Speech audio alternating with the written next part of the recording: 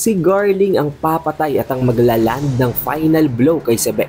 At dito na rin matatapos ang kwento ng God Valley Incident. Kung anong susunod na mga pangyayari, kung paano ikukulong daw itong si Dragon sa Impel Down or doon nga ba, at kung paano siya patatakasin ni Garp. As well as kung paano na ilipat naman kay Loki ang will ni Rox na ang maging king of the world at ang naging impact ng pagkamatay ni Sebek sa kanyang kaibigan na si Harald. Ang lahat ng yan at marami pang iba ay tatalakayin natin dito sa ating full chapter spoilers para sa One Piece chapter 1166. Kaya naman siguraduhin nyo ng nakalike, nakasubscribe at na-ring nyo ng bell button para automatic ma-notify kayo pag release natin ang susunod na video. Pero wag na nating patagalin pa. Let's go! Sa pinakaunang part ng spoilers na ito ay nabanggit na ang color spread page daw ay nafe-feature ang Straw Hats at kumakain silang lahat ng kamote ng sweet potato. Wala namang kahit na anong further details na nailagay dito tungkol sa double spread page na yon, but I think isang napaka-creative lang ulit na art yon mula kay Oda. Magsimula na tayo sa context ng chapter 1166. Napakalaking balita guys. Si Garling ang pumatay kay Sebek. Si Garling ang nagland ng final blow, which means after ng combination ng haki na ichinanel ng dalawa ni Roger at ni Garp, hindi talaga nila pinatay si Sebek, na para bang binrake free lamang nila si Sebek sa ginawa ni Imo na Domi Reversi, meaning nakasurvive pa siya after ng ataking yun. At ang nakapagland ng pinakahuling atake na pumatay at nag-execute kay Sebek ay walang iba kung hindi si Garling. Na dahilan kung bakit napakadaming Garling fans ngayon ang tuwang-tuwa at nagsasaya dahil napatay daw ni Garling ng kanilang parabang paboritong karakter itong si Rox Sebek.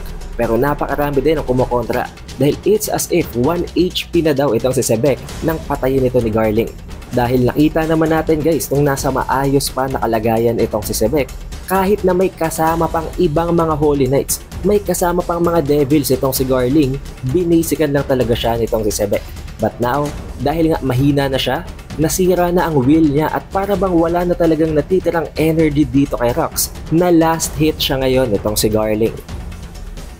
And for some unknown reason, nabanggit sa chapter spoiler na ito na lumubog na daw ang God Valley. Hindi natin alam kung paano yung nangyari. Lumubog ba yon dahil nag-wear or para bang nasira talaga ang terrain na pinaglalabanan nila or may ginawa ba ang Holy Knights? Or itong si Imo na dahilan kung bakit completely lumubog na sa dagat ang God Valley. Hindi pa natin alam. That is one of the reasons kung bakit inaantay natin ang full chapter. Sumunod na context para sa spoilers na ito, nabanggit na after daw malaman ng buong mundo ang pagkamatay ni Rox, nagkaroon ito ng napakalaking impact. Dahil of course, si Rox ang pinakakilalang pirata as of that era. Siya din ang may pinakamalaking nagawang paninira. Kahit na alam natin na may kabutihan si Rox, we cannot deny the fact na siya talaga ang pinaka-heinous na criminals of all sa kanyang kapanahunan. It is just nakita lamang natin na may good side talaga itong si Rox. Kaya na-overlook na natin kung gaano kadaming krimen ang pinagagawa ng Rox Pirates. Nabanggit din dito guys na after daw ng pagkamatay ni Rox, na i-declare naman daw ni Rox ang kanyang dream na para bang nailipat niya ang kanyang will na ang maging king of the world dito kay Loki. Na dahilan kung bakit alam na natin ngayon kung bakit ganon ang pag-uugali nitong si Loki. Na paulit-ulit din niyang ini-insist na siya ang magiging king of the world, na gusto niyang mapasa kanyang kamay ang buong mundo. At dito din hindi natin alam guys kung paano yung nagawa ni Rox, kung directly bago siya mamatay nakipag-usap ba siya dito kay Loki sa Underworld o baka naman pasimple niyang kinakausap si Loki nang hindi alam ni Harald. Or pwede din naman na indirectly habang pinakikinggan ni Loki ang pag-uusap, ang conversation sa gitna ng kanyang tatay na si Harald at si Rox, na impluwensyahan siya nito heavily without any direct na pag-uusap. Na we should also watch for pag-release natin ng ating full chapter review. After ng mga scene na yon ay sumunod naman dito ang scene kung saan matatagpuan ni Roger at ng kanyang crew itong si Shanks sa loob ng isang treasure chest. Now I think hindi na natin to gaano kailangan pang i-overthink dahil nakita naman natin sa previous chapters after mawala sa bisig itong si Dragon itong si Shanks, pinuntahan nga niyang isang malapit na treasure chest bilang isang baby na pukaw ng mga kumikinang na ginto ng mga alahas ang atensyon nitong si Baby Shanks na basically with common sense, kung makikita nyo na ipagpapatuloy ni Shanks ang paglapit sa nakatagilid na treasure chest na yon, once na mapapunta siya doon ay talagang matatakluban siya ng takip nito. Na dahilan kung bakit din, for sure ang isa sa mga members ng crew nitong si Roger ang nakakuha ng treasure chest. Kaya nakarating ito sa ship nila Roger. And since nakita na natin ito before at naipakita na ito sa previous flashbacks, for sure pagdating sa scene na ito ay may additional information na naman itong si Oda. Information na hindi natin nakita sa previous scenes na in-reveal na nakita nila Roger si Shanks sa treasure chest. At dito na nga magsisimulang maging mainit ang mga bagay-bagay. Makakarating na tayo ngayon dito kay Dragon at kay Garp. Since nakita naman natin kung gaano katindi ang ginawang pagkontra nitong si Dragon sa Navy sa mga Marines na maging ang kanyang sariling fleet commander ay tinutukan niya ng rifle, ito ang naging dahilan kung bakit pinatawan siya ng karapat-dapat na punishment. Ipinakulong daw itong si Dragon. Ngayon napakarami ng mga leakers sa loob ng Twitter.